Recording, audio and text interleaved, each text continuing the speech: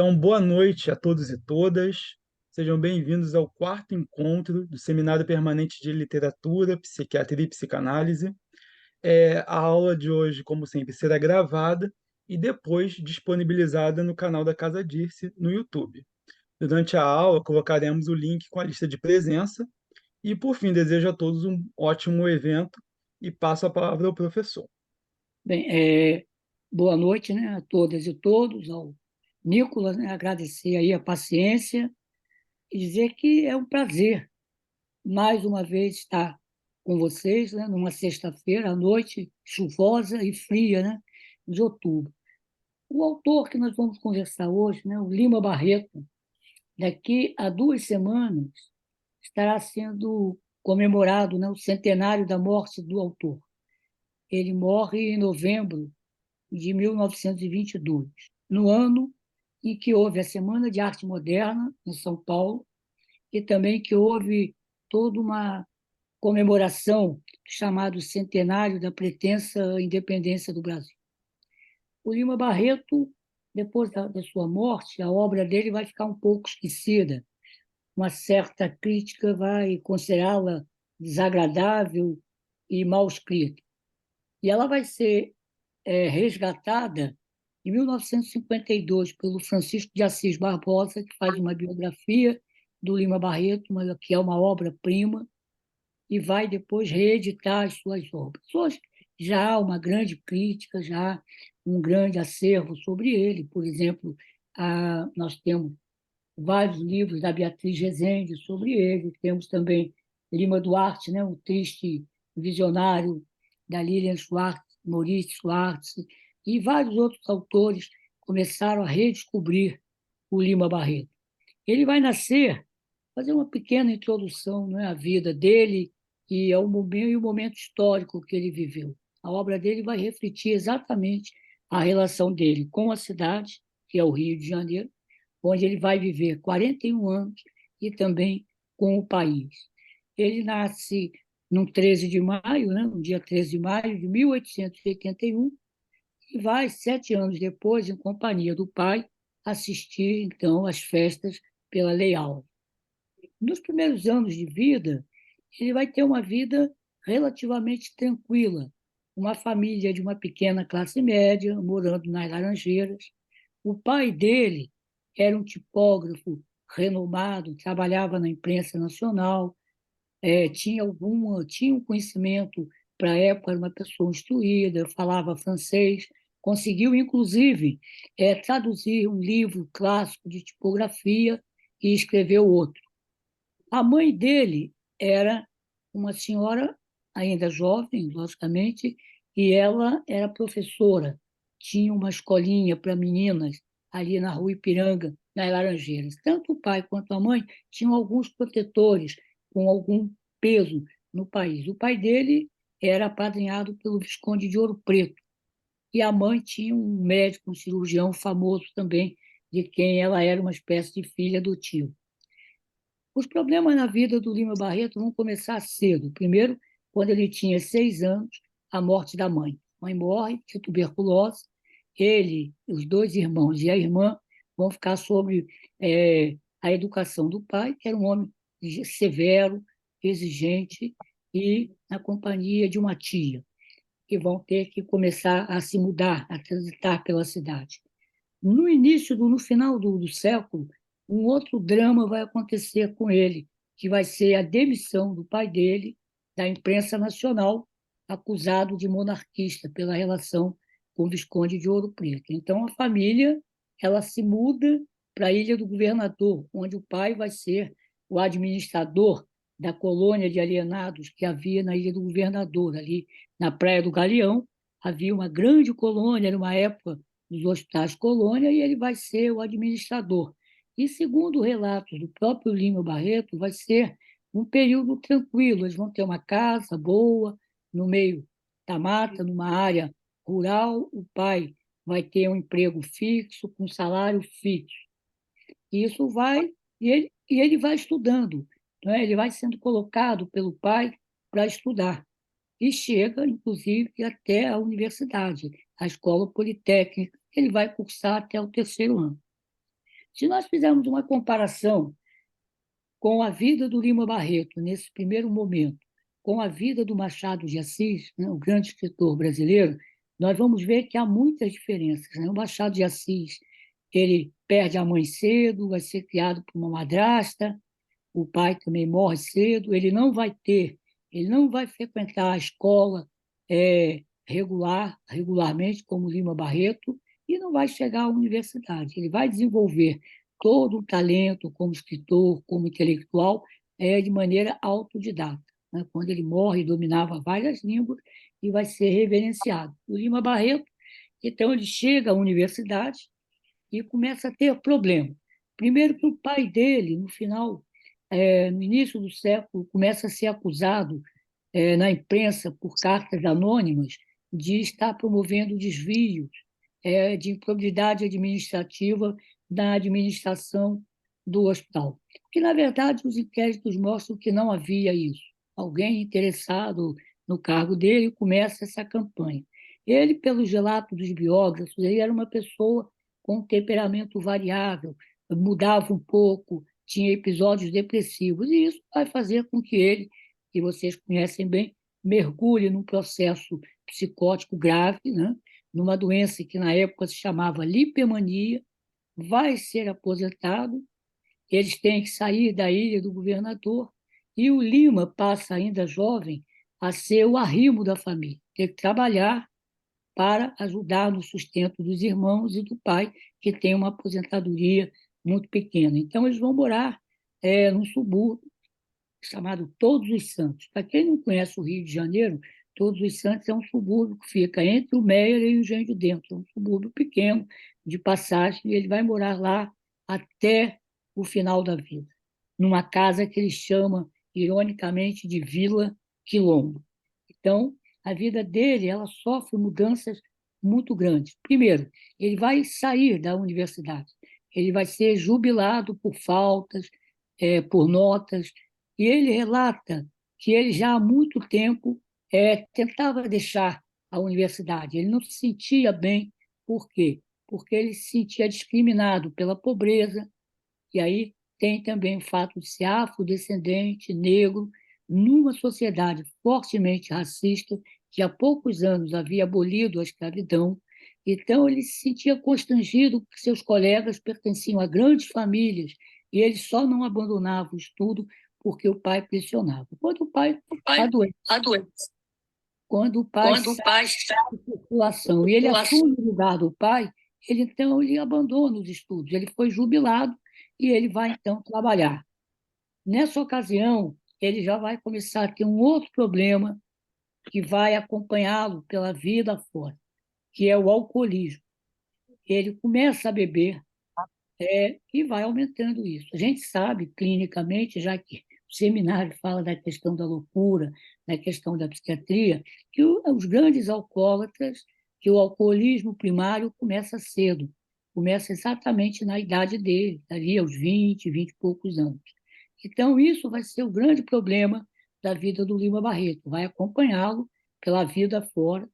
Ele, vocês conhecem a biografia dele, em duas ocasiões ele vai ser internado no Hospital Nacional de Alienados, que era na Praia Vermelha, onde hoje é a Universidade do Brasil. Né?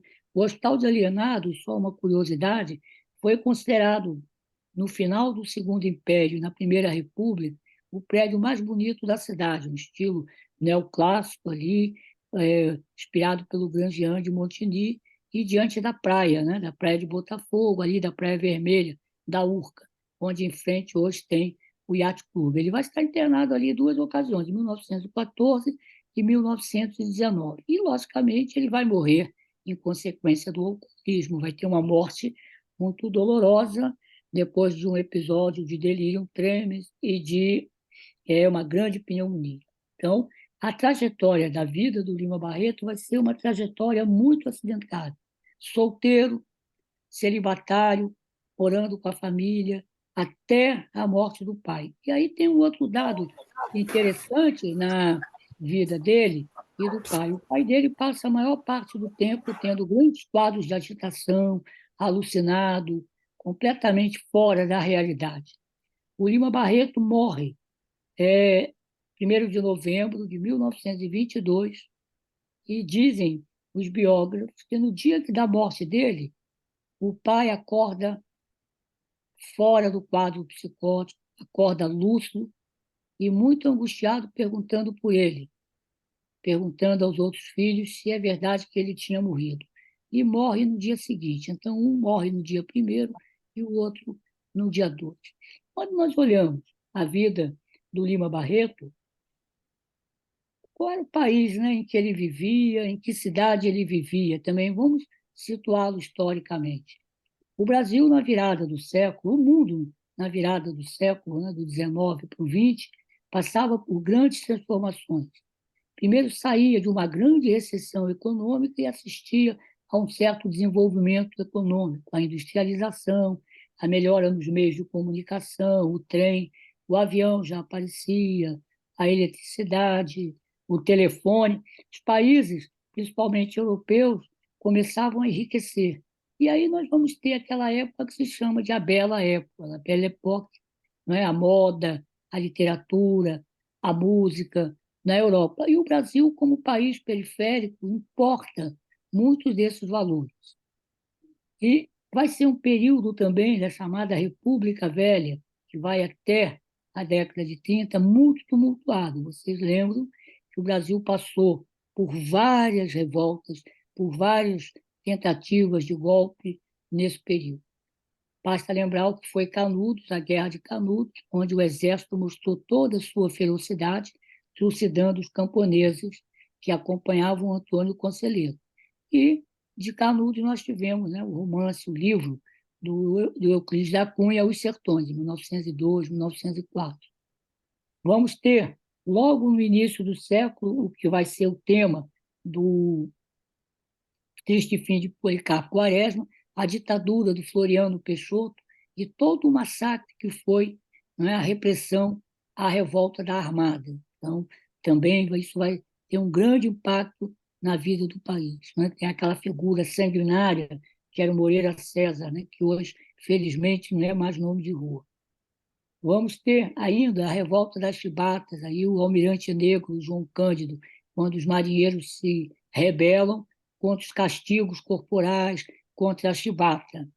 E são traídos porque o governo promete anistia se eles se entregassem. E quase todos foram executados, né? Morreram asfixiados na Ilha das Cobras. E assim, os dramas vão acontecendo, também o Condestado, ali no sul do Brasil. E o Rio de Janeiro, como é que era o Rio de Janeiro, onde o Lima Barreto vai morar, vai viver a vida toda? Ele não se afasta do Rio. Ele vai se afastar do Rio por um período curto, que vocês também conhecem. Só uma pergunta, se vocês quiserem perguntar, conversar, vamos lá. Ele vai a São Paulo, ele vai a uma cidade chamada Mirassol, onde o prefeito, que era médico, era escritor, né? E era amigo dele, e convida o Lima Barreto para ir para lá já em 1921. Ele estava muito depauperado pelo álcool e o médico, então, resolve levá-lo para lá. E ele vai, fica lá, se alimenta, fica sem beber pelo menos 15 dias, um mês, recupera a saúde. E o que vai acontecer nesse período que ele está lá? Primeira coisa, ele faz uma descrição de como ele, pela primeira vez, se arrumou. Ele comprou uma roupa nova, um chapéu novo, se cuidou. Porque uma das características do Lima Barreto, ao andar pela cidade, ele era um grande flaner, ao tentar frequentar as confeitarias, os lugares onde os escritores frequentavam, ele se distinguia porque ele andava mal vestido, andava sujo, barbado, parece que ele fazia isso para chocar. Então, para São Paulo ele foi, se arrumou, foi na segunda classe, ficou lá muito bem.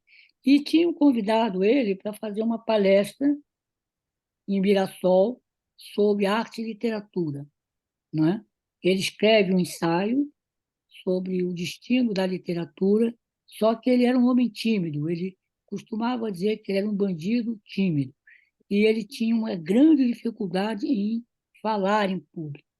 Muito bem, ele fica lá, muito bem, chega o dia da palestra, quando foram ver, ele em plena angústia, sai, foge, né, da cidade e começa a beber pelos arrabaldes e foi encontrado caído na estrada, alcoolizado, para fugir e não ter que fazer a palestra. Então, essa foi a única vez que ele deixa o Rio, e volta depois, já muito, muito abatido, já próximo da morte. Então, a vida dele vai ser uma trajetória muito dramática, o subúrbio, o álcool e o funcionalismo público. Ele entra e vai ser amanuense. Amanuense é o escriturário. Naquela época não havia máquina de escrever, tudo era feito à mão. Então, os amanuenses, eles copiavam os documentos e escreviam. E ele detestava aquela profissão, né? Ele vai retratar nos seus contos, nas suas crônicas, uma grande ironia em relação ao trabalho, no qual ele vai ser aposentado por doença em 1918. Então, essa é mais ou menos a trajetória da obra dele. É claro que essa trajetória ela vai impactar a obra dele. Ele, inclusive, numa crônica diz isso. Ele diz assim: os meus leitores sabem que eu nunca escondi que boa parte dos meus contos e dos meus romances tem algo de autobiográfico, tem algo da minha vida. Então, ele deixa isso. Qual era o Rio de Janeiro, que é onde ele vivia, e que vai ter uma relação muito grande com a sua obra? O Rio era a capital do país, como vocês sabem, um país agrário, né? Um país com uma população analfabeta enorme, chegava a quase 80%, uma população formada por brancos, afrodescendentes, negros, escravizados, que foram postos na rua pela Lei Áurea. A Lei Áurea, na verdade, ela libertou mais os donos de terra do que os escravos, foram colocados na rua sem nenhuma política de assistência e começaram a migrar para as grandes cidades do Rio de Janeiro, realizando pequenos trabalhos e caindo na mendicância, na pobreza, que até hoje é um dos grandes dramas do Brasil. O Brasil não resolveu a escravidão. A escravidão muda de forma, hoje é uma escravidão assalariada, e a grande reflexo disso é o racismo estrutural que perpassa a nossa vida. O Rio de Janeiro era uma cidade muito feia, quer dizer, uma beleza natural, mas era uma cidade pequena, colonial, ruas estreitas, sujas, não tinha saneamento, água encanado, e era uma situação muito difícil por ser a capital do país no momento em que o país começava a querer crescer com a produção do café e já querer se industrializar por São Paulo. Então, o governo Rodrigues Alves vai promover uma reforma da cidade, uma reforma urbana, uma reforma sanitária e vai reformar o porto do Rio de Janeiro para que os navios, grandes navios, chegassem. Então, a reforma urbana ela foi conhecida como Bota Abaixo.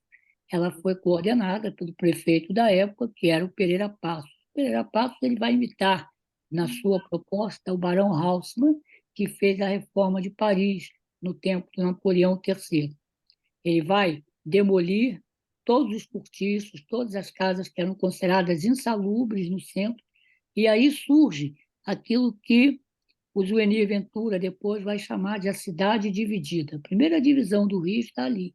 Por quê? Porque os pobres, os trabalhadores, são expulsos do centro da cidade, são tocados para mais longe, para os subúrbios, seguindo a linha do trem, ou então vão ocupar os morros que circundam a cidade, surgindo aí as primeiras comunidades. Então, não há um programa, não há uma política de construção de moradia, que são os pulsos do centro. E ele abre a Avenida Rio Branco, que vocês conhecem, né? Que era uma avenida ampla para a época, ela vai de mar a mar, ela vai da Praça Mauá até lá, a entrada do aterro. E, imitando a França, né, a Europa, o Rio queria ser, eles queriam que o Rio fosse a Paris dos trópicos, competindo com Buenos Aires, que já era uma cidade bem urbanizada. Então, eles fazem um concurso de fachadas de prédios, em que os prédios vão ser construídos no estilo Art Deco, com muito mármore, muito vidro. E eles fazem uma portaria, né? Algumas regras impeditivas para que o pobre, para que o trabalhador, para que o desempregado circulasse na cidade. Então, era proibido entrar no perímetro urbano de tamanco, de chinelo e manga de camisa, tinha que entrar de terno, era proibido cuspir no chão, e uma série de regras que afastavam a população, abrindo espaço para uma classe média ascendente e para a elite. Então surgem confeitarias, surgem restaurantes famosos, hotéis famosos, e surge o famoso footing, com as melindrosas muito bem retratadas pelo cartunista J. Carlos. Então, o Rio vai, então, caminhando para o subúrbio. Ao mesmo tempo que há a reforma urbana, tem a reforma sanitária coordenada por um médico sanitarista chamado Oswaldo Cruz.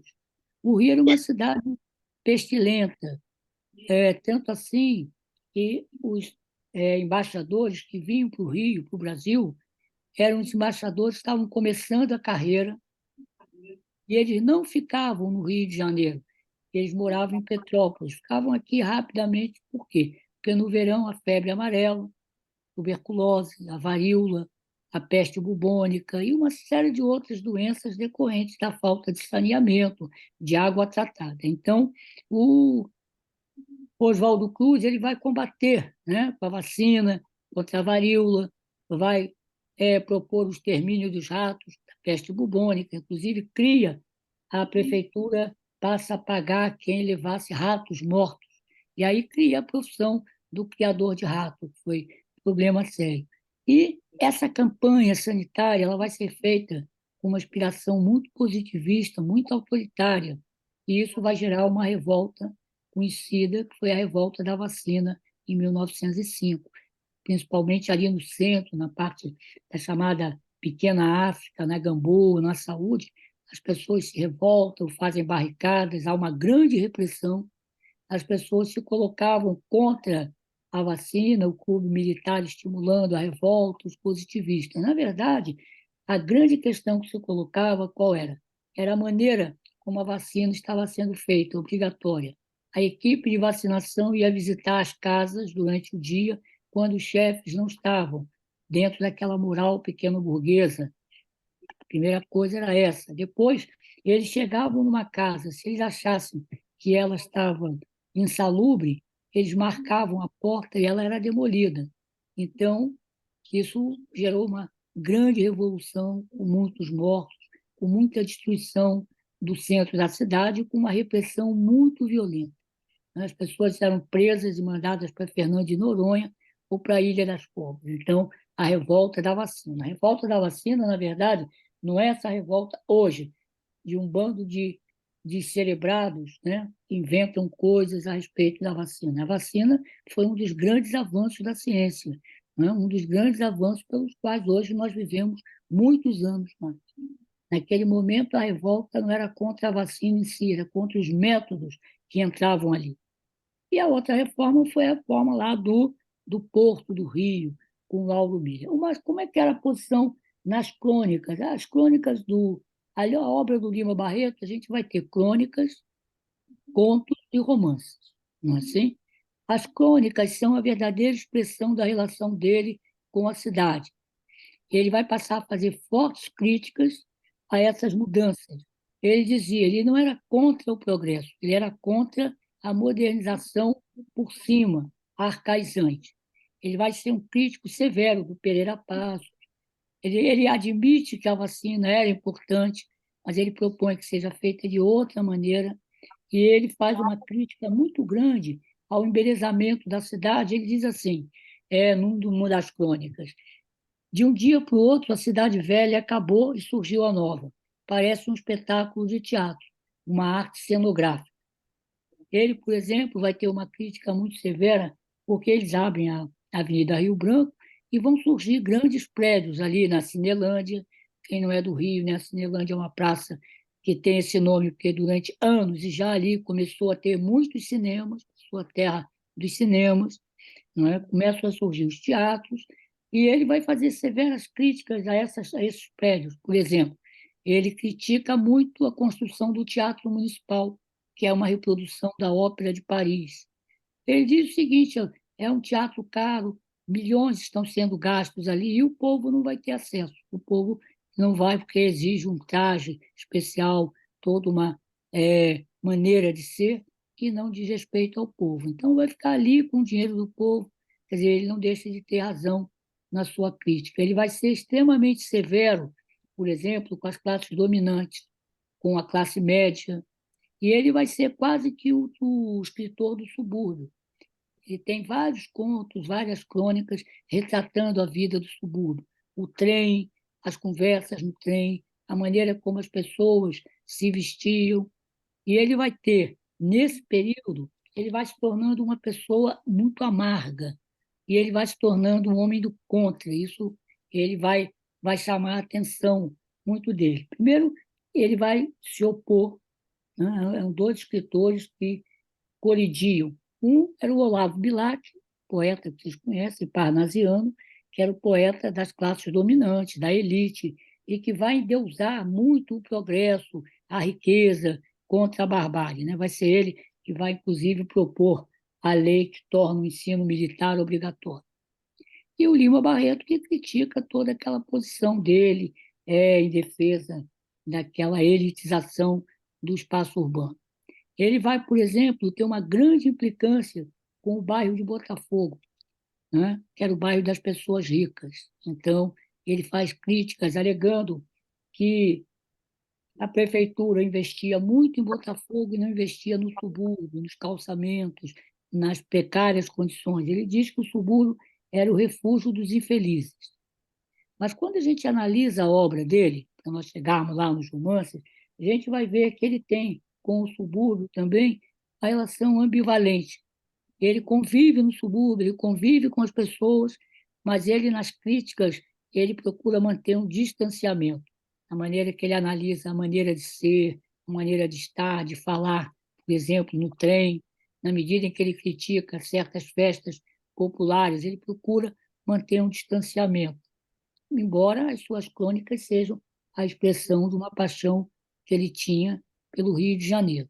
Então, são crônicas extremamente ricas, extremamente importantes, principalmente aquelas que falam do subúrbio. Não é? Tem uma crônica muito interessante que é a história dos cemitérios, dos enterros de Inhaúma. Inhaúma é um bairro do subúrbio, um bairro até hoje pobre, que tem um cemitério popular. Então, ele morava numa rua onde os enterros passavam por essa rua. E ele, então, começa a descrever. E ele tem um conto irônico em que o morto está sendo levado ao cemitério, cai do caixão por causa dos buracos da rua. E aí resolve escrever para o prefeito, reclamando sobre essa situação. Então, as crônicas elas vão ter esse caráter, ele vai implicar com muitas coisas, por exemplo, com o futebol. Ele detestava o futebol, né? Ele achava que o futebol degradaria a vida intelectual das pessoas e chega a fundar uma liga anti-futebol. E aí ele passa a ter também uma rixa muito grande com outro escritor, que é o Coelho Neto. O Coelho Neto é um escritor que falava sobre a Grécia, sobre a vida como se o Rio fosse uma Grécia, né? Ele que cria a expressão cidade maravilhosa para o Rio de Janeiro. E uma outra coisa que ele implicava com o Coelho Neto, além de achar o Coelho Neto péssimo escritor, era o fato do Coelho Neto gostar de Fluminense, de futebol, estar no Fluminense. Inclusive, os filhos jogavam futebol, sendo que um dos filhos dele morre num jogo de futebol, morre depois de um jogo, ao sofrer um acidente. Aí, com a morte desse rapaz, ele melhora um pouco as críticas. Na mesma época que ele fazia crônica do Rio, do subúrbio, tinha um outro escritor chamado João do Rio, que vocês conhecem, já leram, né? Ele tem um livro chamado As Almas Encantadoras das Ruas. O João do Rio nasce exatamente no mesmo ano que o Lima Barreto, só que em uma família de uma classe média mais alta. E ele tinha algumas características que o Lima Barreto se chocava. Primeiro, ele era um pouco dandy, ele era um pouco afetado, ele frequentava as altas rodas, ao mesmo tempo que descrevia a vida do povo.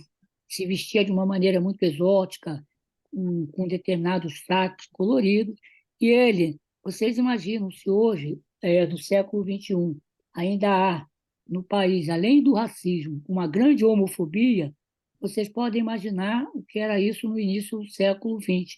E o João do Rio, ele se assumia como homossexual. E a briga do Lima Barreto com ele era muito grande, inclusive o Lima Barreto apresentava certas atitudes que hoje seriam chamadas de homofóbicas.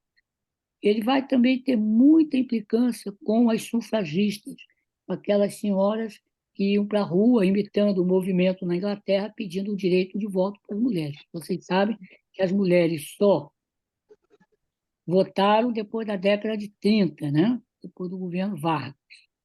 Também, só uma curiosidade, tinha uma lei que foi até 1950 que proibia as mulheres de praticar esportes, porque a lei dizia que o esporte violaria a natureza feminina.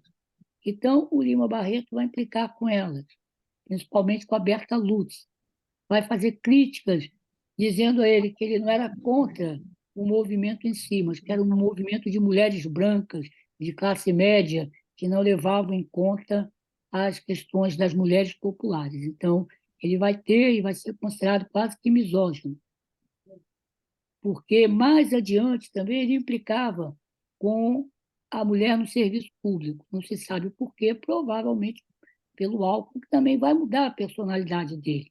Né? A gente sabe que o uso contínuo e progressivo do álcool vai tornando a pessoa desconfiada, a pessoa irritada, e ele vai implicar, por exemplo, com uma senhora que foi a primeira pessoa, a primeira mulher que passou num concurso para o serviço público.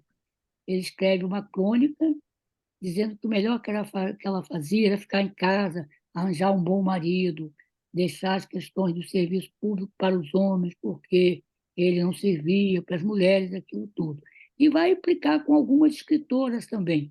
Ele vai bater com elas com a obra de algumas poetas. Então, isso dá uma imagem como se ele fosse misógino. Mas logo a seguir, ele começa a escrever no jornal uma série de crônicas criticando a morte das mulheres pelos maridos, pelos noivos, ele faz uma defesa da mulher. Né? Ele era solteiro, celibatário, não se sabe de nenhuma relação dele íntima, a não ser frequentar os bordéis. Então, o Lima Barreto ele vai ter essas características assim muito gritantes na sua personalidade. Seria provocada pelo álcool?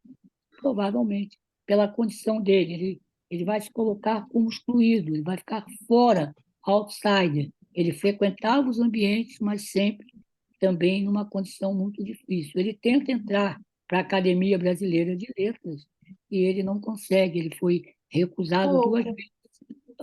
Aí ele, Socorro!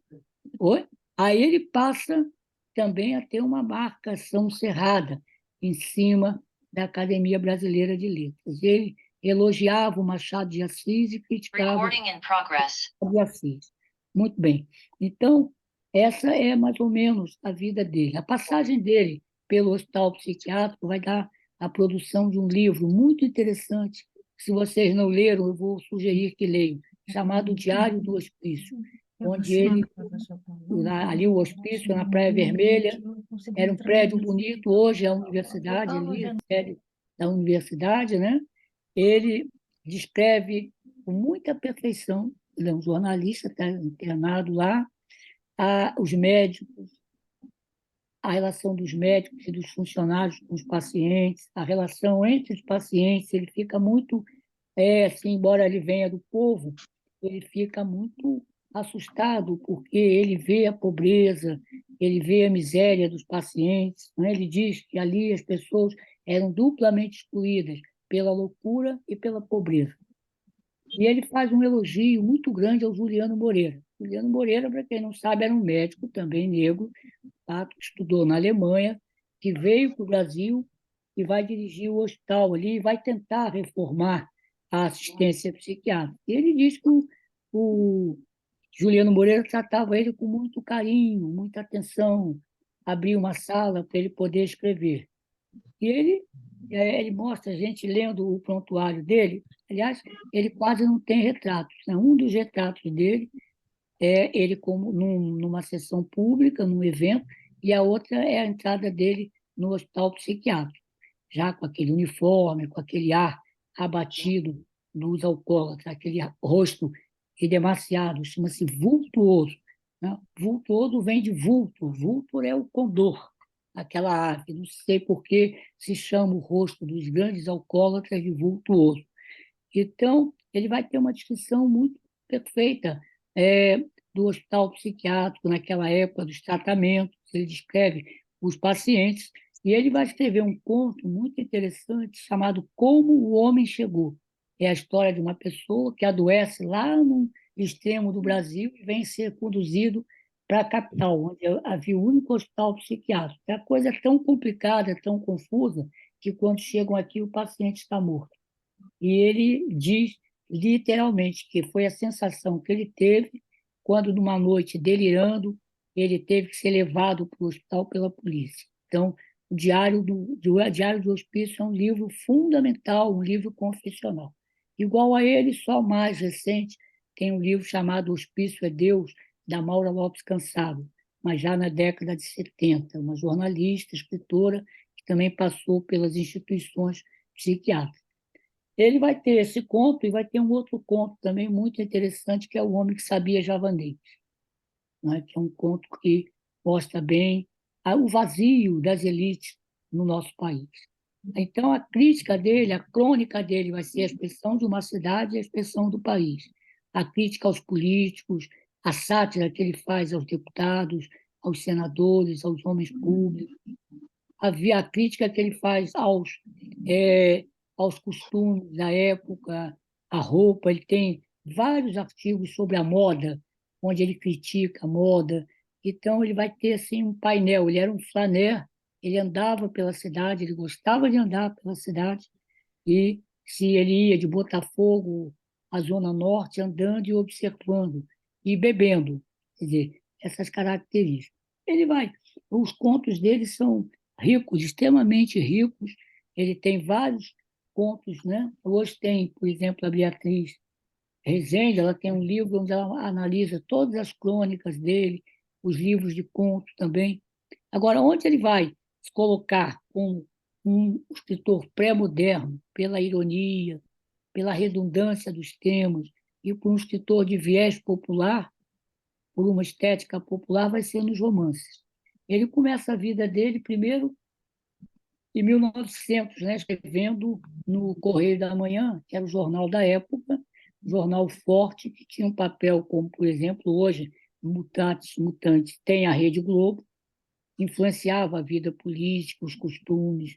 E ele, então, publica ali uma crônica sobre o Morro do Castelo. O Morro do Castelo, para quem não conhece o Rio, ele era um morro onde a cidade foi fundada, bem no centro ali.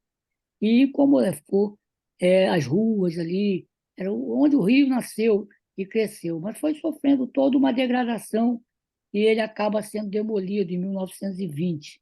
E havia uma lenda de que nos subterrâneos do Morro do Castelo, os jesuítas haviam escondido tesouros quando tiveram que deixar o Brasil. Então, depois eles fazem umas expedições e não acham nada. E o Lima Barreto, então, escreve uma primeira crônica satirizando esse movimento. Em 1909, ele vai publicar um folhetim, também era comum naquela época que os romances começassem a ser publicados semanalmente nos jornais. Ele vai publicar um primeiro romance chamado Recordação do escrivão Isaías Caminha. É uma sátira violenta à imprensa, a tudo aquilo que ele viu e via como jornalista. Ele escrevia em vários jornais, escrevia nas revistas ilustradas, o Fonfon, a Careta, Cosmos, que eram revistas que circulavam muito no país, embora um país analfabeto. Ele escrevia crônicas, escrevia também em pequenos jornais, em jornais de sindicato, em jornais do partido, do movimento anarquista. Então, ele faz uma crítica dura e severa, mostrando a corrupção da imprensa com a política, os hábitos, a questão da moral, e isso vai provocar uma grande repercussão na vida dele. Por quê? Porque os donos do Correio da Manhã, a família Bittencourt, que eram muito poderosos, fazem, junto com os outros jornais, os outros donos do jornal, um boicote. Ou seja, não publicam mais nada do que ele escrevesse.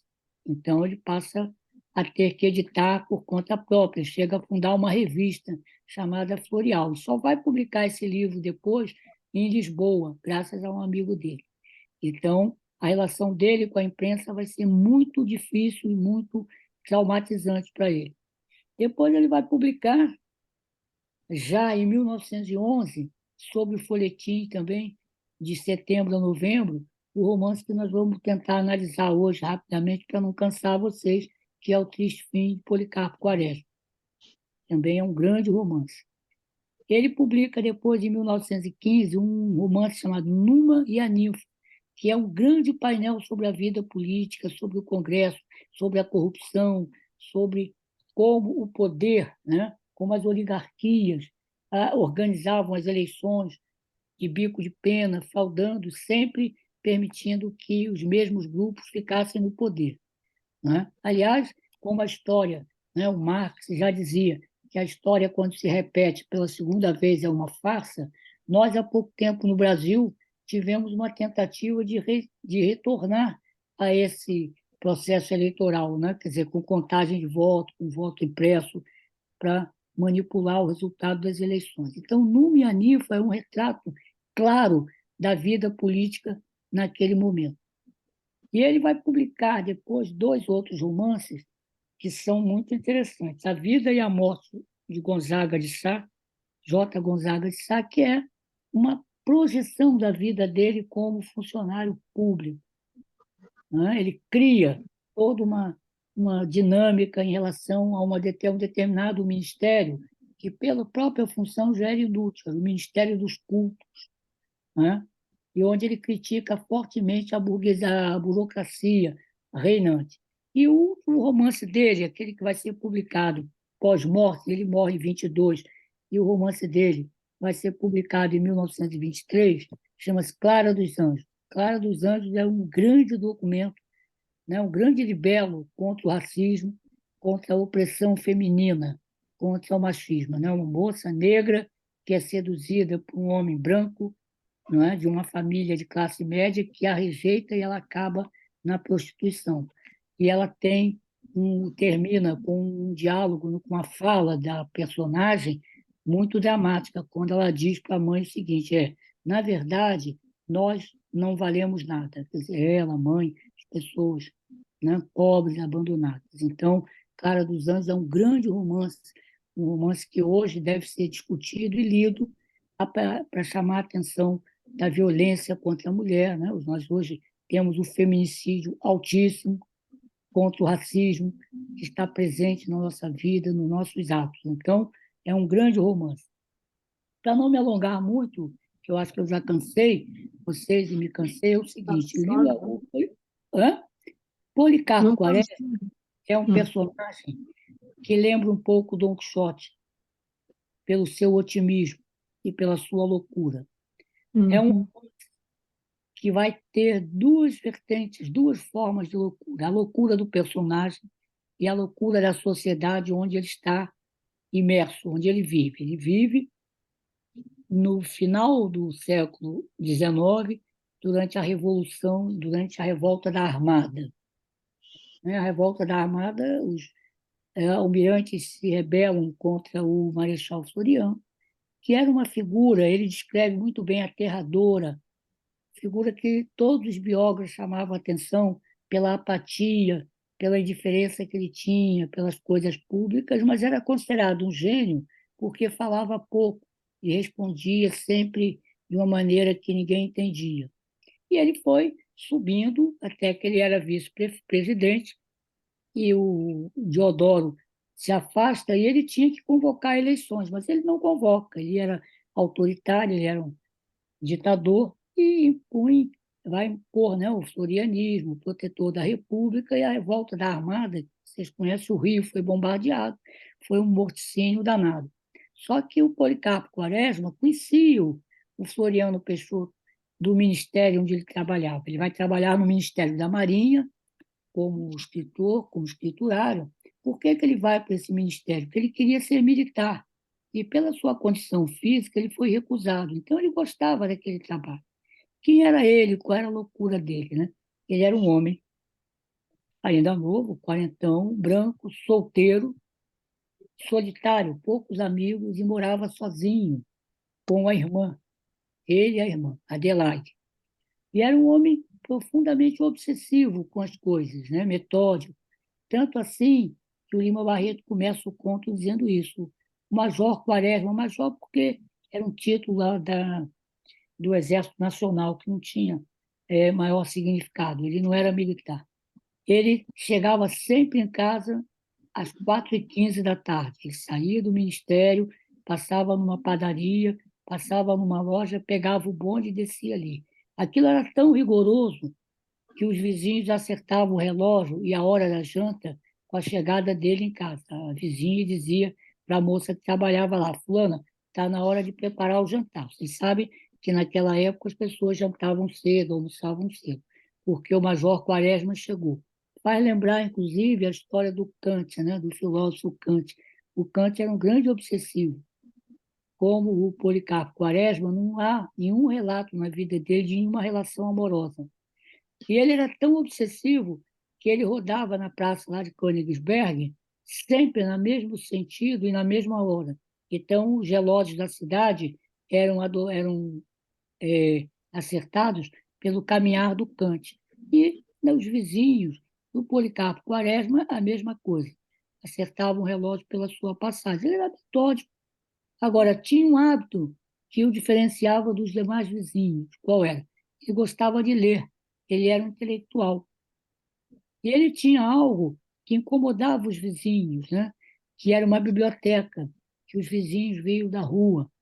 E muitas vezes comentavam, achavam que aquilo ali era pedantismo dele. Tinha um médico que dizia que não sabia por que que ele tinha livro, porque ele não era doutor. Então, e achavam que ler demais provocaria loucura. Então, ele era cercado por uma pequena classe média, branca, não é? Tinham generais, tinha um almirante e pessoas muito medíocres, pessoas que tinham um projeto muito individual, muito isolado, né? Tinha um general, amigo dele, né? Albernaz, que nunca tinha ido à guerra, nunca participava de nada, e um almirante, mas fantasiavam, né? E viviam ali. Esse general, inclusive, quando ele enlouquece, diz: Puxa, ainda bem que há 50 anos eu não pego um livro. Então, ele vivia ali, era uma pessoa que era respeitada, uma pessoa tranquila. Ele aí começa a chamar a atenção dos vizinhos por duas razões. Primeiro, que ele começa a levar para a casa dele um tocador de violão, que era um cantor popular, né, de serestas. Naquela época, o violão não era bem visto, né? Ele era mal visto como coisa de malandro, de capadócio. Então, aquilo causa um mal-estar muito grande. Aquele homem está indo ali ensinar violão ao Major Quaresma. Esse personagem chama-se Ricardo Coração dos Outros. Ele rodava pelo subúrbio, nas festas familiares, e tinha um certo nome, mas não era bem visto por isso. Então, essa é a primeira coisa. E a loucura do Major Quaresma, vocês vão ver, era o nacionalismo que ele tinha. Para ele, o Brasil. Daí a relação dele com o Quixote. O Brasil era o maior país do mundo, o mais rico, e ele passa a estudar o Brasil. Ele vai estudar a flora, ele vai estudar os minerais, ele vai estudar a fauna, ele vai estudar a língua tupi. E aí ele começa a entrar na loucura, por quê? Porque ele passa dessa visão que ele tinha intelectual, ele passa por uma visão de grande agitação, de grande euforia, em que a vida interna passa a ter uma prevalência sobre a realidade, ou seja, está colocada a psicose. A psicose é isso, é a perda do juízo de realidade, em que a linguagem passa a ter um outro significado. Então, ele passa a ficar muito exaltado com isso. Então, na casa dele, não podia ter piano. Piano era um instrumento estrangeiro. Só se podia tocar violão e um tipo de pandeiro dos índios. E ele passa a escrever em tupi-guarani. E aí começa o drama dele, a primeira loucura. Ele A primeira coisa que chama a atenção é que ele tinha uma afilhada, aí a figura feminina no romance, né? São duas mulheres que vão aparecer com muita força no romance. Ela e o pai, que era amigo dele, que enriqueceram com a ajuda dele, foram visitá-lo e, quando entram na casa, são recebidos por ele aos gritos, batendo com as mãos na cabeça e gritando. E aquilo causa um mal-estar. Então ele diz: Não, eu estou recebendo vocês com a saudação dos índios guaranis. Aquilo causa um espanto. indiscutivelmente, né? Uma forma de loucura. E aí ele vai ser vítima de um engano. Ele estava no trabalho, escrevendo, e ele escreve um ofício em tupi-guarani e o outro ofício em português. Só que o contínuo passa e leva esse ofício para a direção. E aquilo cai no ridículo, ele passa a ser ridicularizado, passa a ser visto como doido. E como é que ele vai parar pela primeira vez no hospital? Aí ele já estava muito perturbado. Ele escreve uma carta pública para ser lida na Câmara dos Deputados, pedindo a mudança da língua portuguesa para o tupi-guarani. Então, isso causa um grande escândalo e ele é internado no hospital de alienados. Ele vai passar lá alguns meses, aí depois sai, vai para o campo, tenta desenvolver a agricultura, logicamente sempre delirante, sempre achando que estava no melhor dos mundos, e a coisa começa a dar para trás, ele começa a se defrontar com a realidade. Nesse ínterim, quando ele está lá, a situação já está complicada no sítio, estoura a revolução aqui da Armada contra o Marechal Floriano. Aí vem o outro episódio da loucura dele, né? O Don Quixote, quando a loucura dele, a gente podia chamar de mania. Mania é isso. Mania é uma exaltação do humor, com ideias deliroides de grandeza, de importância, com grande agitação. Ele, então, vai no telégrafo e manda um telegrama para o Floriano Peixoto, né? Marechal Floriano, energia, sigo já. Aí avisa a irmã que ele está vindo para o Rio para ajudar o Floriano Peixoto. Larga tudo, vai e vem. E chega aqui, a cidade está em plena confusão, em plena revolução, e ele vai ao palácio falar com ele, traz um roteiro, ele traz um relatório de tudo que ele achava que tinha que ser feito para reformar o Brasil, a agricultura, para entregar ao Marechal. E vai lá no palácio, e depois de esperar muito, o marechal olha para eles, você está aí, Quaresma, o que que você quer? Aí começa a conversar, nisso chega uma pessoa que pede uma outra informação, aí o Floriano Peixoto pega o documento que ele tinha entregue, a folha de rosto, rasga e escreve ali, aí depois vira e fala, desculpa, eu me distraí, mas olha, não mudou nada. Tal. E aí, na loucura dele, ele aceita ser militar, vai lá para um quartel, e vai tocando assim. Tem um diálogo interessante, ele com o Marechal Floriano à noite, quando o ditador está visitando um quartel. Ele chega perto do Marechal e aproveita que estavam os dois sozinhos e começa a falar dos projetos dele, da necessidade de revolucionar o Brasil. Aí o Marechal olha para ele, já está cansado, já está querendo ir embora, olha assim, e diz assim, como é que eu vou fazer o que você me pede? Eu vou botar uma enxada na mão de cada um? Não, não é assim, aquele diálogo aí, o Marechal vai embora, entra no carro, vai no bonde, e antes de sair, fala para ele, Quaresma, você é um visionário. Daí o livro da Lilian Moritz, chamado O Triste Visionário. Não é? Ele fica decepcionado quando ele vê aquela figura que ele admirava tanto, que tinha as características que todo criticava. Um físico assim, desleixado, um ar apático que não se ligava nas coisas. Ele fica, mas continua. E aí, como é que vai para a gente terminar o romance? Por que que é o triste fim? Ele vai lá para um serviço dele, como oficial, que ele não entendia nada, ele está lá tomando conta, tem umas pessoas presas. Aí ele descobre, ele chega à noite, o soldado fala para ele, olha, major, o pessoal do Itamaraty veio aí buscar alguns prisioneiros. Ele aí descobre, ele fica vendo que aqueles prisioneiros iam ser fuzilados, iam ser mortos. Jovens soldados, ele fica assustado com aquilo, e no dia seguinte ele escreve uma carta, um documento, né, para o Floriano Peixoto, criticando, dizendo que aquilo era um absurdo, aquelas mortes todas, que ele tinha ficado escandalizado e dizendo que ele não tinha mais como continuar ali. O que que acontece? Ele é preso, acusado de traição, vai então para a masmorra e vai ser fuzilado. Nesse momento que ele está preso, ele descobre, não é? a a vida dele cai. Aquela mania é uma exaltação do humor. A mania é quase que uma defesa contra os conflitos, é uma negação dos conflitos. Naquele momento, ele cai na realidade, ele deprime, ele vê, e ele diz isso: eu estou aqui sozinho, fui um homem bom, generoso, não cometi nenhum crime, mas também pelo meu sonho, aí ele faz uma autocrítica, né? Eu não me casei, não amei, vou morrer, não vou deixar ninguém, não tenho filhos, não tenho herdeiros, e fica muito deprimido, né? Quer dizer, é o triste fim dele.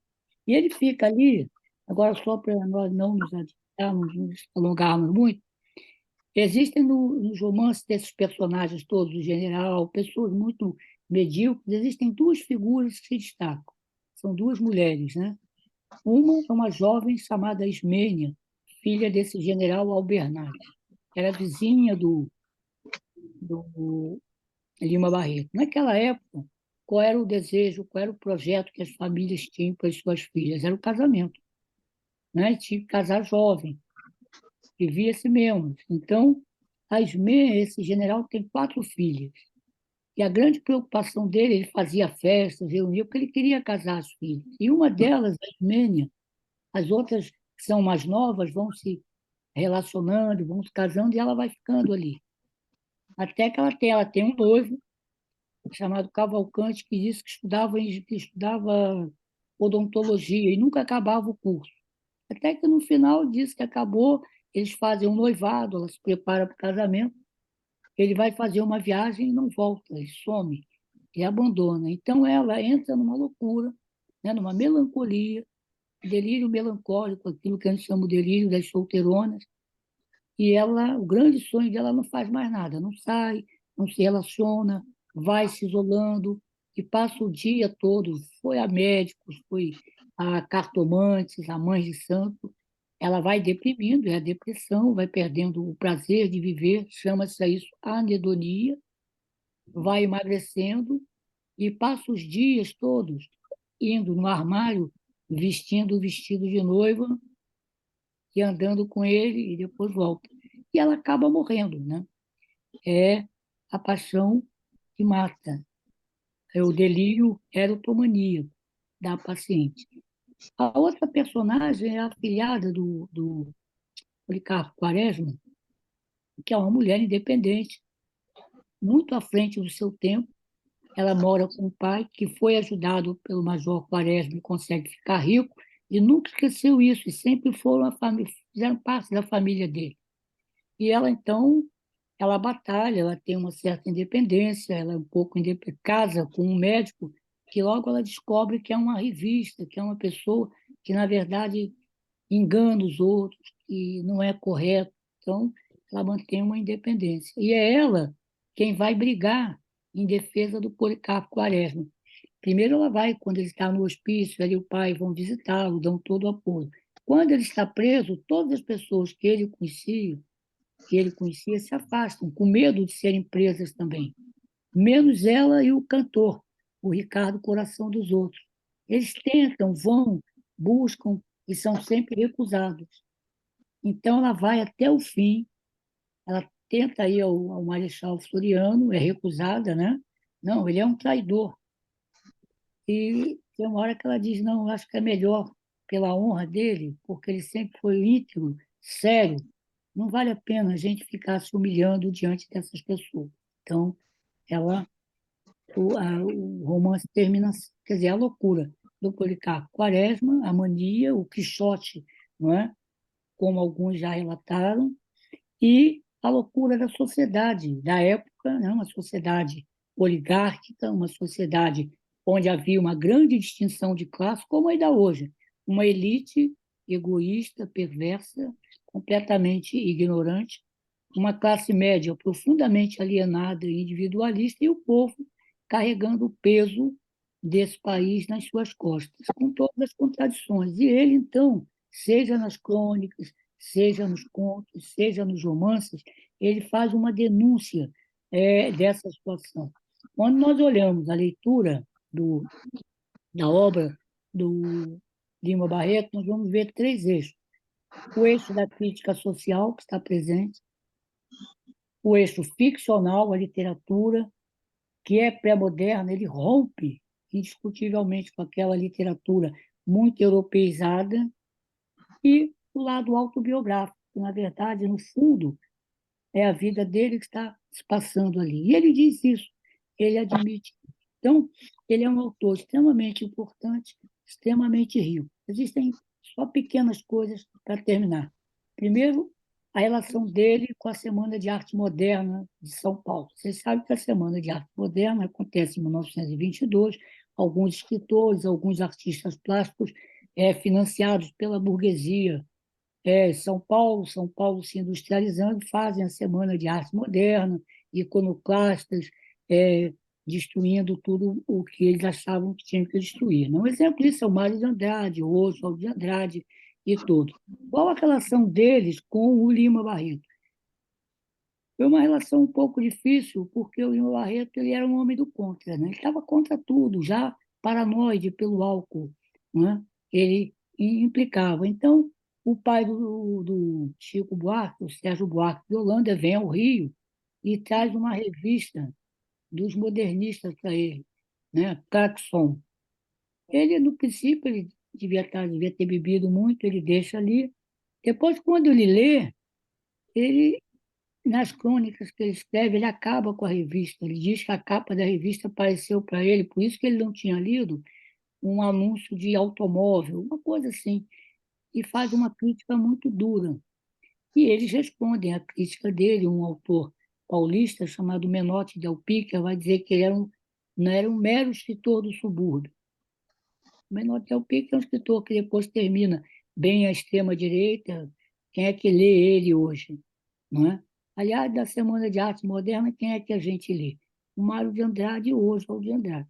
Os outros se perderam, é mais uma coisa assim, de publicidade. Então, esse aspecto. E para terminar, eu procurei enquadrar assim o romance do Policarpo Quaresma. Primeiro, ele é um romance pré-moderno, todas as suas características, pela ironia, pela linguagem fragmentada, que muitas vezes lembra o surreal, né? O surrealismo, num gênero que foi muito característico na América Latina, na literatura, na década de 60 para cá, chamado romance dos ditadores. O romance dos ditadores são romances que têm como personagem principal, protagonista, um ditador. Já começa lá no século XIX, na Argentina, com um autor com um romance chamado Facundo, que é uma mistura de ensaio sociológico e ficção, escrito pelo Domingos Faustino Sarmento, que depois era um escritor e veio a ser presidente da Argentina. Veja uma loucura, só fazendo parênteses, que a Argentina está vivendo. Né? Pode ser que no próximo domingo eles elejam lá uma figura terrível, tal de Milei, né? Um homem que vai para o comício levando uma serra, uma motosserra, né? E que diz que a questão social é imoral e eu não acredito que os argentinos vão elegê-lo. Eles já assistiram de camarote o que foram os 4 anos do governo do Inominável, aquela figura cujo nome a gente não deve pronunciar, que faz mal. Então, o Facundo era um ditador, não é?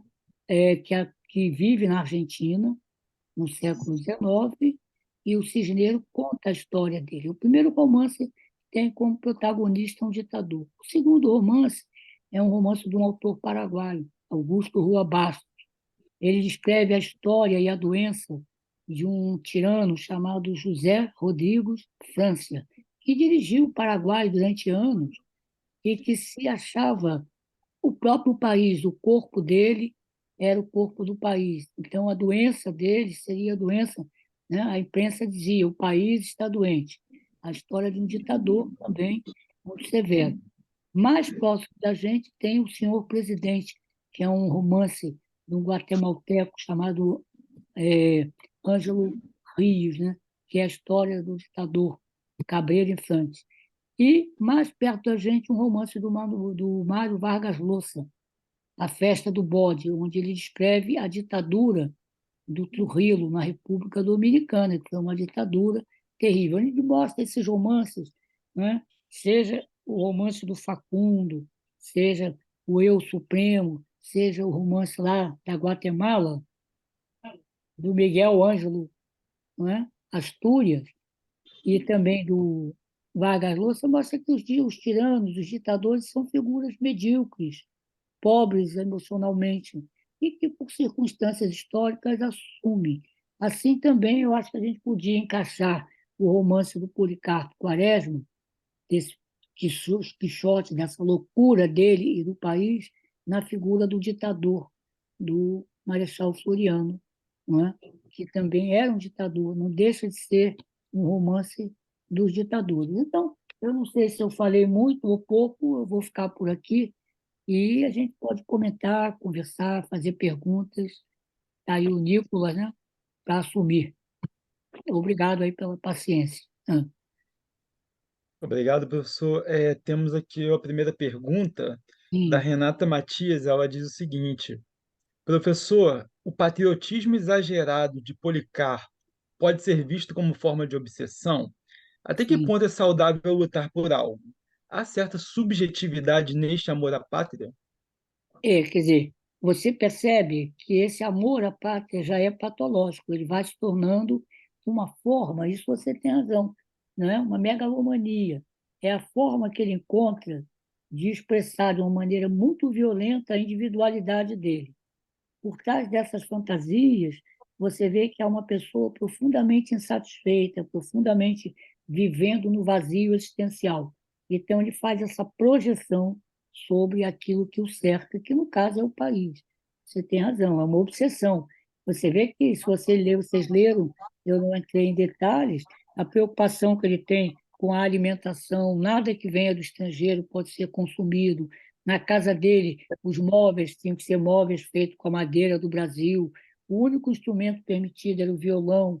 A língua era tupi-guarani. Então, ele vai subvertendo, né, o aspecto simbólico da linguagem e vai criando uma linguagem para ele, um idioma, que é a característica das grandes formas de loucura. E, logicamente, chega um momento em que isso rompe. Ele vai mais além da obsessão. São momentos, né? Quer dizer, ele, primeiro episódio, ele para no hospital psiquiátrico, segundo hospital, ele foge para o campo, terceiro hospital, terceiro episódio, ele se coloca na loucura do sistema ali. E ele recupera, é interessante que ele recupera a lucidez no meio da loucura que era o país naquele momento. Aquela loucura dele. Ele diz isso no final do livro, não é que ele jogou a vida toda dele em busca de uma ilusão, de um sonho, que ele via que não era isso. Ele realmente, a sanidade vem no meio da loucura coletiva. Então, acho que a sua pergunta é muito correta. Vamos lá, Vamos lá, pessoal. Mais perguntas? Fiquem à vontade para fazer pelo chat pergunta, ou quiserem falar aqui. comentar, fazer críticas, né?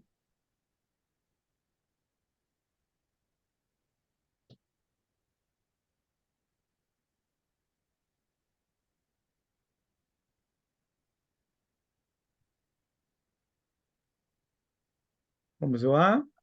Ninguém?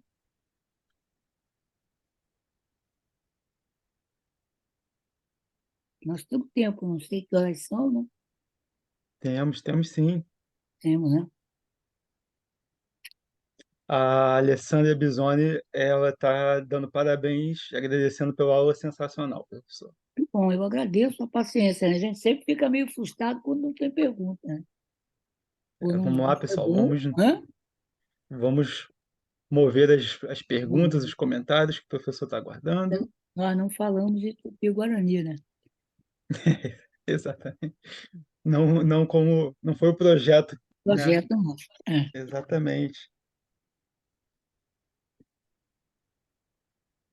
Bom, enquanto o pessoal Professor, está preparando as perguntas, professor, sim, só um comentário, né, que é interessante como que o Lima Barreto, que era, de certa forma, um excluído, né, da sociedade, sim. ele criou esses personagens com esse traço, né, de exclusão, que até o Policarpo Quaresma, que socialmente ele não era um marginal, mas Não, ele teve essa característica que ele tinha emprego, ele tinha uma instrução, ele se destacava do meio, né?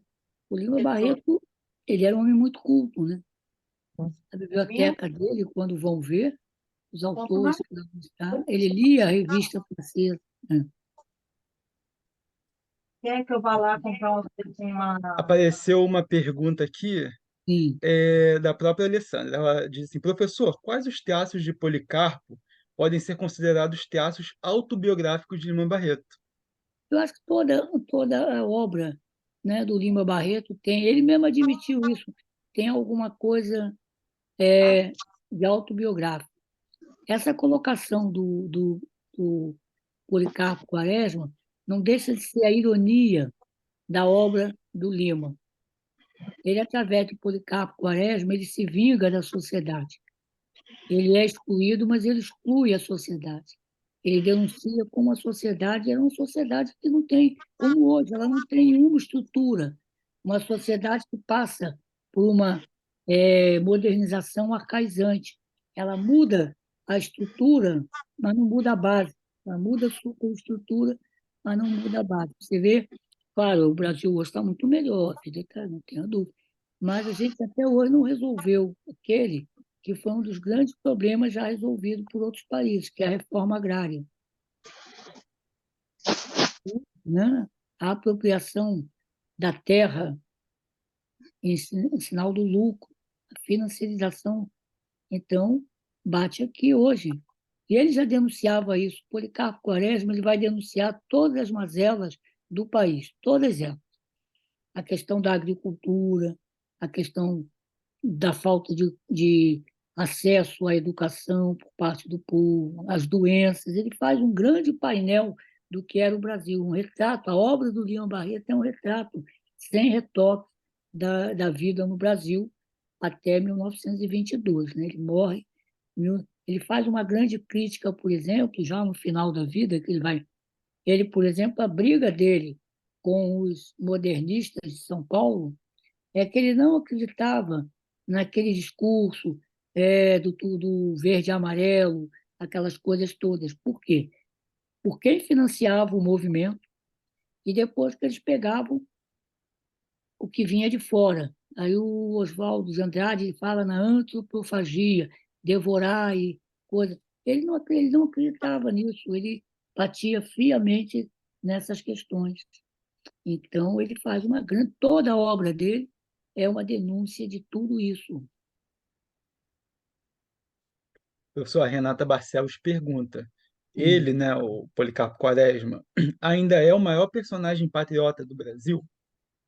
Olha, o Policarpo Quaresma se diferencia desses descerebrados que hoje invadem o Brasil, enrolados na bandeira do Brasil.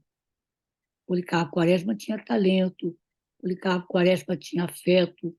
A relação dele era uma relação afetuosa e era um projeto, só que otimista. Ele tinha um projeto. Não é o que esses descerebrados que a gente vê por aí, esses falsos pastores, essas senhoras que se enrolam na bandeira do Brasil, fazem isso aí, já é um outro tipo de alienação. Porque, na verdade, o problema do Policarpo Quaresma é uma forma de alienação, mas é uma alienação por outro caminho.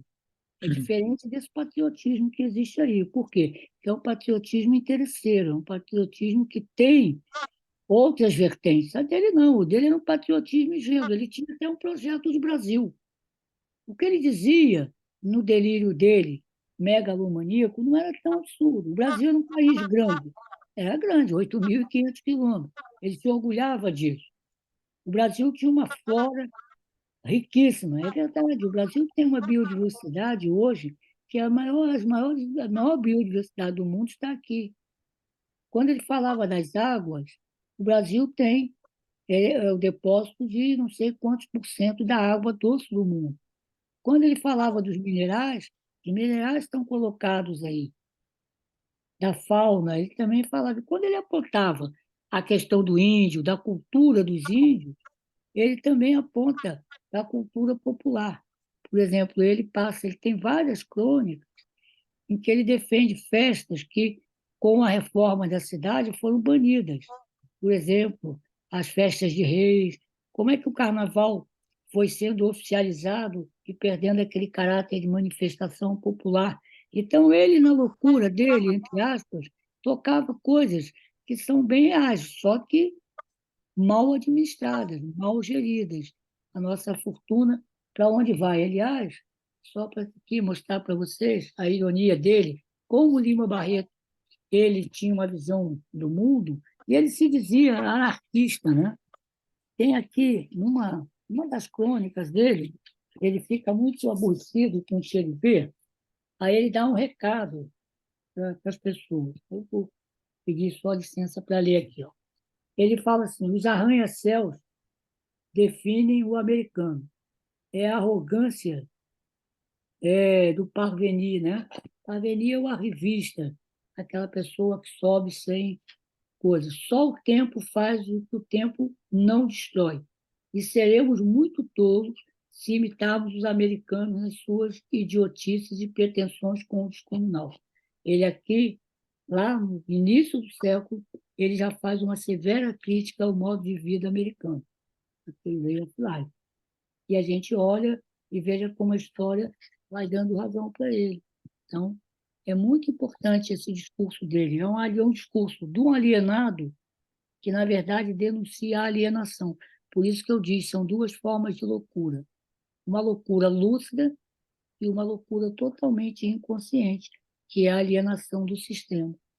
O professor, Oi, vamos é, lá. será que não poderia também ter um outro olhar dele ser um grande sonhador e na medida que aí vem a frustração dele com o Floriano, né? Ele cai na realidade do sonho dele e deprime? Exatamente. Isso mesmo. É isso mesmo. Ele é, né, tem um autor que diz isso, que assemelha a ele, ao Don Quixote, que ambos eram sonhadores, né? Ambos eram otimistas e acreditavam no próprio homem, na capacidade do homem mudar a história. Ele acredita nisso. A loucura dele, por isso que eu disse, é uma loucura lúcida, porque ele perde um pouco o senso da realidade. Né? O discurso dele acaba sendo um discurso que permite que ele seja invalidado, que ele seja colocado mais para fora ainda. Mas é um discurso rico. Professor, então, a Renata Matias pergunta: professor, esta obsessão da personagem também pode ser vista como decepção por um Brasil que não foi? E como o senhor acha que esta desilusão de Policarpo pode ser correlacionada com a desilusão de Ivan Ilitch? E ela agradece e diz que adora É. suas aulas. O Ivan Illich, vocês conhecem, né? Nós até discutimos aqui, né? A morte de Ivan Illich. A morte do Ivan Illich, ou Ilya, como se pronuncia em russo, na verdade, o que o Tolstói coloca não é a morte. Na verdade, ele está falando, isso que você colocou é muito importante, ele está falando da vida do Ivan Illich. O que morre, né? O Tolstói dizia isso, a má vida é a morte. Quer dizer, pela doença, ele foi a visão religiosa do Tolstói. Ele se regenera. É aquela questão, né, da alienação, da queda e da volta por cima. O Policarpo Quaresma também está nessa colocação aí, muito parecida, há uma semelhança muito grande entre ele, e guardadas as diferenças, naturalmente, entre ele, a denúncia que ele faz pela própria loucura, na verdade, é uma denúncia da loucura do sistema. Ele quer, aí ele faz uma crítica, ele deixa no ar que as mudanças, não é? As mudanças elas não podem ser feitas só por uma pessoa. O problema onde entra a loucura dele é que ele está sozinho, não é? Ele está só. O revolucionário ele tenta estar com o outro e essa é a única diferença. O discurso dele é um discurso que ele acha que vai, ele tenta até a última hora. Vocês leram o livro? Convencer o Marechal Floriano para ler o projeto dele, para colocar em dia. Quer dizer, foge a ele a compreensão do que está na base, mas isso não invalida o discurso dele. A Silvana pergunta, professor, ela primeiro diz que é muito bom ouvi-lo e dá Ah, parabéns pela riqueza de informações, E ela coloca: Lima Barreto escreve o livro Diário do Hospício, Cemitério Sim, dos Vivos, vamos na falar sobre condição de isso. interno. Como o Sim, senhor analisa os limites entre sanidade e loucura? olha, existem muitas questões, né? A sanidade, o que que é a sanidade? O que que é a saúde, né? A saúde não é como, por exemplo, a Organização Mundial de Saúde colocou, um estado de perfeito equilíbrio. Ela é muito mais do que isso, né? A saúde é um conjunto de possibilidades, de realizações. Então, essa é a primeira coisa. A loucura, não sei se vocês já pararam para pensar, ela é a única condição que nós não compartilhamos com os outros seres vivos.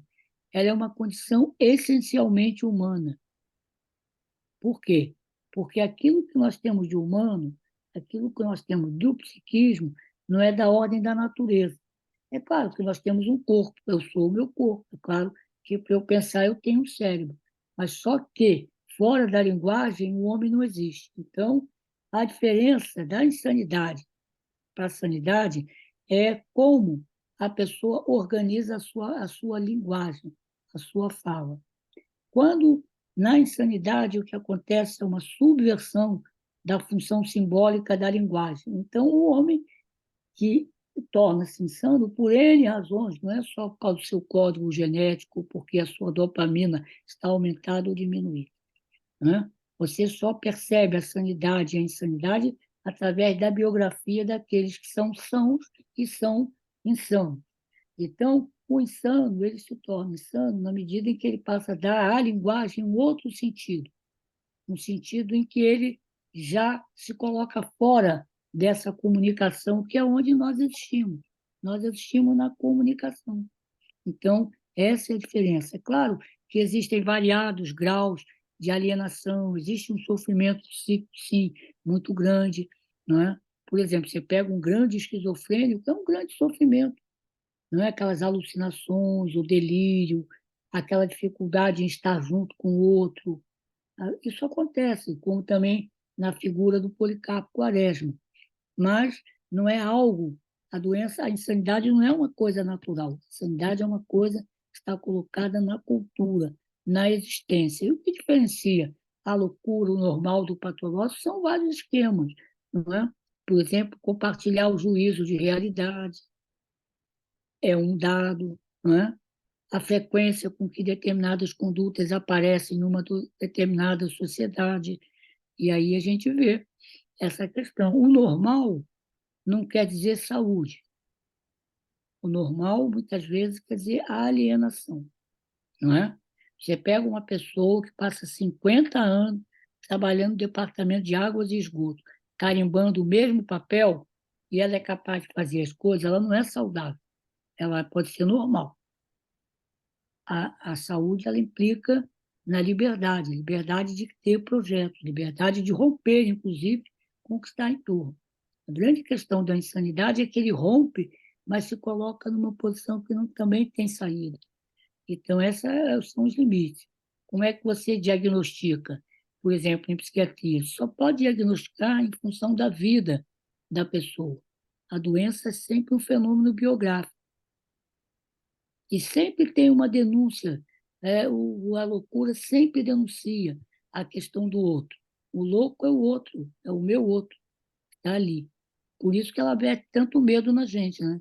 Porque a loucura é uma possibilidade de cada um de nós. É claro que tem a biografia, tem as histórias todas, mas ao longo da vida, todos nós passamos por aquele período em que podíamos descarrilhar, né? E aí, professor Tatiane diz: professor, podemos dizer que ainda que o patriotismo de Policarpo seja ingênuo, há Sim, uma semente fascista por conta desse nacionalismo exacerbado, uma vez que o personagem execra tudo que é estrangeiro?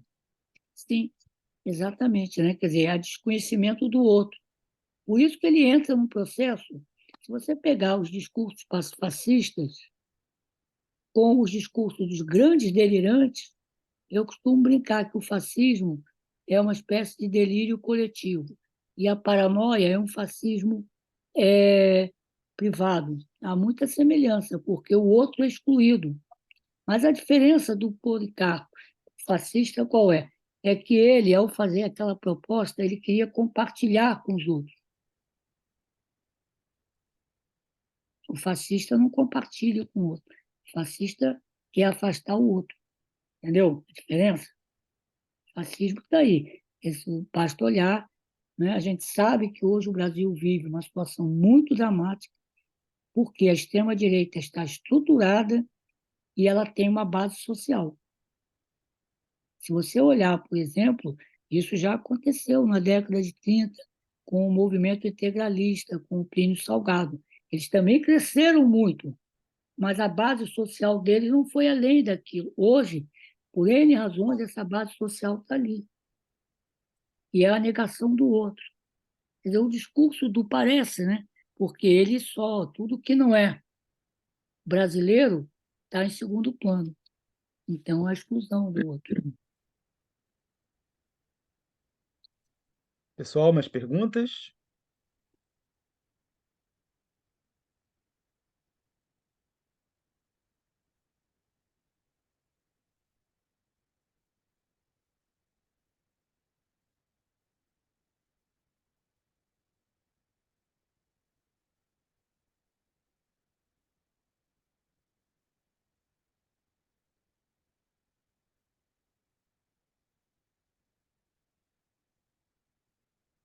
É interessante, né? Para terminar, leiam, não sei se leram, né? O Diário do Hospício. Quer dizer, ele também tenta fazer um romance autobiográfico, mas que ele morre antes e fica incompleto, que é o Cemitério de Vil. Para a gente ter uma comparação, assim, fazer um contraste, leiam, por exemplo, leiam o Diário do Hospício e procurem ver, por exemplo, a obra de um artista plástico, que era um louco, que viveu anos na colônia Juliano Moreira, fez uma obra, né, que ele se preparava para ir para o céu, que é o Arthur Bispo do Rosário. Semi-analfabeto, negro, foi marinheiro, boxer. Um belo dia ele recebe, né, ele vê vários anjos indo na direção dele, dizendo que ele tinha sido escolhido por Deus para selecionar os homens. Aí ele passa a ter um delírio, vai viver na colônia Juliano Moreira, onde tinha aqueles quartos fortes, abandonados, ele ficava ali usando o material, reciclando, né? Tem um livrinho que saiu agora, chamado A Poética do Delírio, da Marta Dantas. É uma psicóloga muito interessante. Leiam o Diário do Hospício e vão visitar o Museu do Inconsciente da Anísio da Silveira. Vocês vão ver a loucura, como é que ela assume várias formas, mas ela não deixa de ser produtiva, não deixa de ser criadora. Isso é muito importante, a gente chamar a atenção para a obra do Lima Barreto.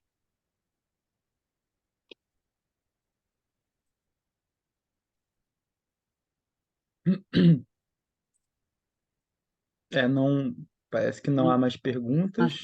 antes de terminar, há muitos anos, foi em 85, eu estava ocupando um cargo, uma direção, lá no Ministério da Saúde, no antigo Centro Psiquiátrico Pedro II. Tinha um funcionário antigo, um porteiro, que ele gostava de escrever histórias da psiquiatria. Mas era aquela história factual, ele conhecia um diretor que foi, ele escrevia aquilo ali. Ele aí começa a ir à minha sala, ao meu gabinete, dizendo assim: professor, estão matando a memória da psiquiatria brasileira. Olha só. O que é isso, né? Ia lá insistentemente com isso, mas vem cá, senta aqui, o que é isso? Então, é o seguinte, ele contou. Teve um período aqui em que o irmão do ditador, do Figueiredo, Guilherme Figueiredo, que era um escritor, foi nomeado reitor da Unirio, né? E aí, um belo fim de semana, com alguns soldados e tal, ele pegou um caminhão e ali, perto do Yacht Club, tinha uma casa, que era a casa onde o Juliano Moreira morou, onde moravam os diretores dos hospitais, e virou a sede da DINSAM, Divisão Nacional de Saúde Mental. Ele pegou aquele arquivo todo e jogou no trapiche, lá no Caju. E esse funcionário ficava doente com isso. Aí, tanto ele insistiu que um dia eu fui lá com ele, peguei pessoal lá da segurança, fomos lá. Os documentos espalhados ali, sim, né? E eu, então, começo a caminhar ali e tal, meio na penumbra, de repente eu tropeço um pacote, né? Assim, já amarelado, já. Aí eu pego aquilo, quando eu vou ler, o que que tinha ali? Várias, várias folhas, vários prontuários de pacientes de outras épocas. E dentre essas outras épocas, tinha uma falha, algumas folhas sobre o Lima Barreto, da internação dele no antigo hospital. Estava ali. Eu levei um susto quando eu vi, né, porque era papel já bem velho, escrito com aquela caneta, né, de caneta tinta, aquela caneta que molhava, né, aquela letra, estava ali, os dados, a identificação dele, né, a folha de rosto, dizia lá o nome dele, até muito interessante, que mostra a diferença de classe, muitas vezes, entre o profissional e o paciente, né? Por exemplo, naquela época, os médicos, os psiquiatras geralmente vinham das elites. Não, o psiquiatra tinha que saber alemão, aquelas coisas todas. Muito bem, estava lá. Aí vem assim, diz ser escritor, mas ele já era, já tinha publicado vários livros, né? Parece ser um homem de ter alguma cultura. Diz que fala francês, inglês, espanhol, e cita com algum acerto. Eu guardei isso, depois eu devo ter uma cópia, que isso aí foi lá para o museu. Cita com alguns acertos autores como Malamartine, Bousset, não sei mais o quê. Quer dizer, o preconceito daquele médico branco diante daquele paciente negro, alcoólatra, né, em admitir que aquele homem era um intelectual. Ele não dizia ser um escritor, ele era um escritor, porque ele já tinha trabalhos publicados, crônicas, ele vai publicar em todos os jornais, revistas e tudo mais. Agora, tinha esse problema sério do alcoolismo, né? Muito bem, então podemos ficar por aqui, se ninguém tem mais nenhuma pergunta. Nada, dona Marcela não quer perguntar, Alessandra, a Rigoleta, não? Daí. Parece que a discussão foi boa, Foi boa, eu ficaram gostei. Eu falei satisfeitas. que a gente, quando vem Eu, conversar, a gente ri, a gente sai enriquecido, com certeza. tá bom? Eu Agora, agradeço. Oi, eu que professor. agradeço a vocês. Qual é a próxima agora, sabe? E qual Então, é o autor? eu lembro a todos e todas que o quinto encontro está marcado para dia 10 do mês que vem, em novembro, Novembro. né? Será a obra Nós, de Zamiatin. Essa é uma obra difícil, é um livro, uma certa ficção, né? Que faz um levantamento crítico dos primeiros anos da Revolução Bolchevista. Mais ou menos assim, é uma obra interessante. Vamos ler todo mundo, vamos fazer uma discussão. E no mais, eu vou agradecer, espero encontrar vocês daqui a um mês. Bom fim de semana, não é? Que o Vasco vença domingo, para que a gente fique feliz. Tá bom. E vamos torcer para aquela situação no Oriente Médio ter uma solução, que todos perdem, todos nós perdemos. Hoje, só para terminar, o jornal o Globo é extremamente complicado, né? Mas tem uma jornalista que escreve às sextas-feiras, ela é muito boa, né? A Ruth de Aquino. A crônica dela hoje eu sugiro que vocês leiam, ela aborda isso, e ela começa com um poema do Carlos Drummond de Andrade, escrito há muitos anos, durante a guerra, Segunda Guerra, né? O Mundo Sob os Nossos Ombros. Um poema muito bonito, quando ele diz que não tem mais a quem chamar. Vamos acreditar que a situação ali mude, né? E que a gente siga em frente. Tá bom? Até novembro agora. Um abraço para todos.